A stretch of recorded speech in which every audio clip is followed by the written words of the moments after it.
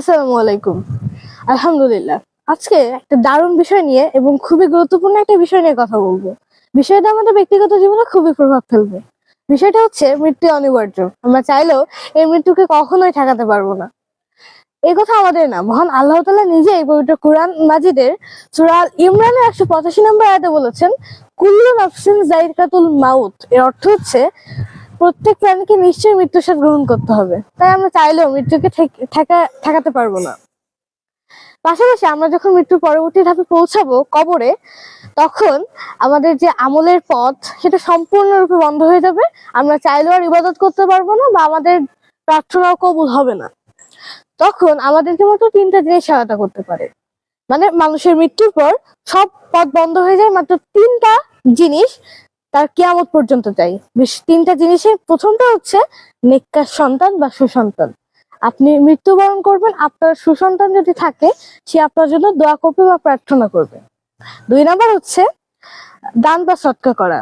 আপনি কাউকে কোনো কিছু দান করলেন বা সহায়তা করলেন, বা সদকায়ে জারিয়া।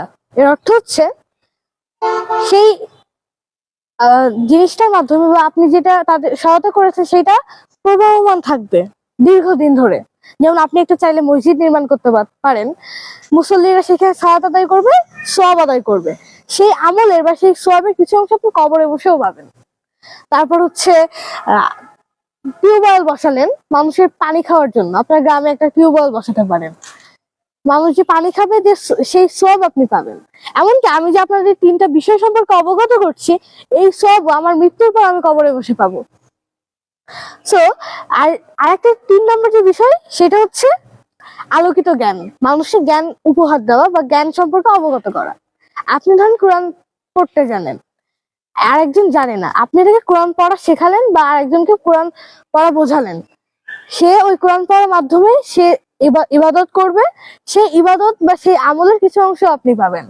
আপনি একজনকে একটা হাদিস বললেন বা একটা কথা বললেন বা তার ভুলটা ধরায় দিলেন, সে তার জীবনটাকে পাল্টায় দিল। তার জীবন পাল্টানোর ফলে বা যে ইবাদতটা সে করবে, আপনি যে তার জীবনটা পাল্টায় দিচ্ছেন সেই কারণে সে ইবাদতটা বা সঠিক পথে আসতে পারছে, এই কারণে আপনি সে আমলের কিছু অংশ পাবেন। তাই আমরা সবসময় চেষ্টা করব এরকম ক্ষুদ্র ক্ষুদ্র কাজগুলো করার, বিশেষ করে এই 3টা বিষয় লক্ষ্য করার। তাহলে আমাদের যে কবরের পর বা কিয়ামতের সময় আমাদের কিছুই কাজে আসবে না। আমরা যদি 5 তলা বাড়ি করছি, এটাও কোনো লাভে আসবে না। আমাদের মাত্র 3টা বিষয় আমাদের কাজে আসবে।